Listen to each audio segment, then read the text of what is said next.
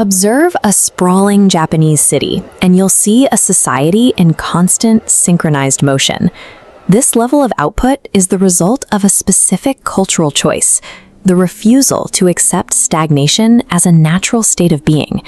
In Japan, laziness is treated as a disease.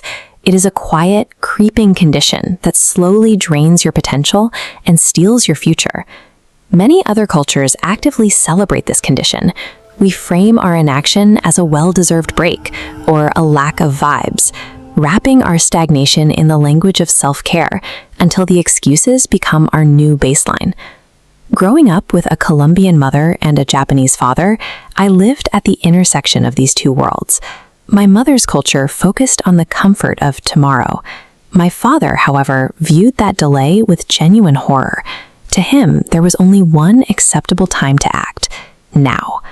How you choose to treat those moments of daily resistance dictates your entire trajectory. You either build the discipline to cure the stagnation, or you let it quietly consume your ambitions while you wait for the right mood. The Japanese approach to curing laziness starts with a concept called Ichigo Ichie. It means one encounter, one time. It is the realization that the exact moment you are living right now is entirely unique and will never repeat. When you put off a difficult task, you are throwing away an unrecoverable asset. Deferring action to tomorrow is a psychological trap that allows you to feel the relief of a decision without ever actually doing the work. You don't cure this disease with a sudden, massive overhaul. The Japanese rely on Kaizen, the practice of continuous improvement. The goal is simply to make yourself 1% better each day. This chart shows the danger of doing nothing. If you let laziness make you 1% worse every day, your skills and discipline slowly decay towards zero. You don't stay in the same place, you sink. But this math works both ways. Each small win expands your baseline. Over a year, this habit of micro-improvement compounds, leaving you 37 times more capable. I once watched an older man meticulously scrubbing a public bathroom in Osaka. He cleaned it with the focus of a craftsman. When I asked why he worked with such care, his answer was simple. He was practicing excellence. Greatness is achieved through the relentless, unexcused accumulation of tiny daily actions. It is a habit of character, not a single massive leap. Mental fatigue often stems from ego.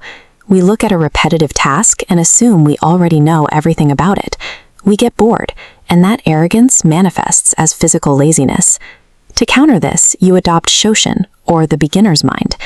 I met a man who installed the same screw for 30 years. He never got bored. He approached every car as a new discovery, refining his technique as if it were his first day. Eventually, the initial inspiration will vanish.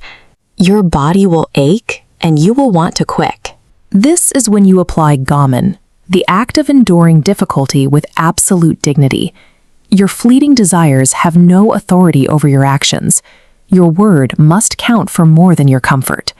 You move forward, motivated or miserable. True endurance requires you to stop demanding that the work be easy and to refuse to let your body's plea for rest dictate what you do next. The internal battle is only half the cure. The Japanese use a system called the 3 S's. Seiri, which means to sort, Satan, or to organize, and seiso, to clean.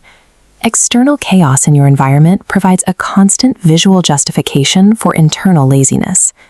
When you move your hands to organize your world, you are silencing the noise in your head.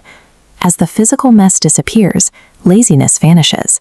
The mental fog clears simply because there is nothing left in your line of sight to distract you.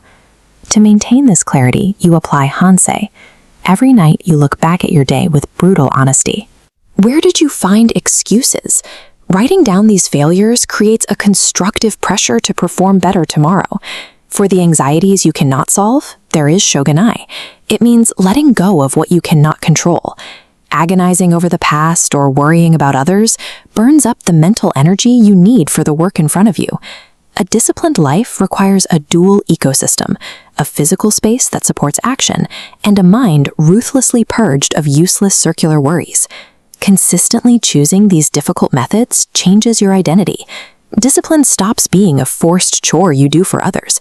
It becomes who you are, especially in the moments when no one is watching and it would be easier to give up. An 85-year-old man in Kyoto told me that resting too long makes you rust.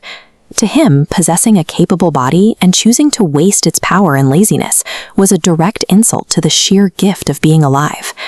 We operate under the delusion that time is infinite.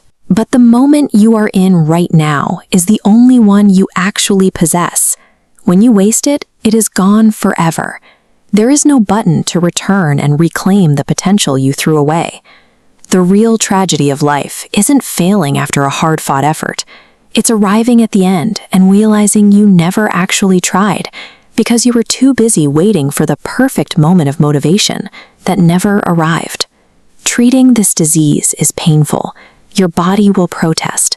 Your friends might tell you that you're being too intense or taking life too seriously.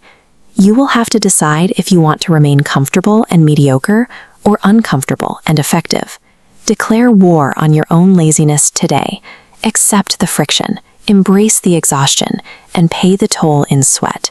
It is the only way to build a character that remains solid and proud when you finally look back at the life you've built.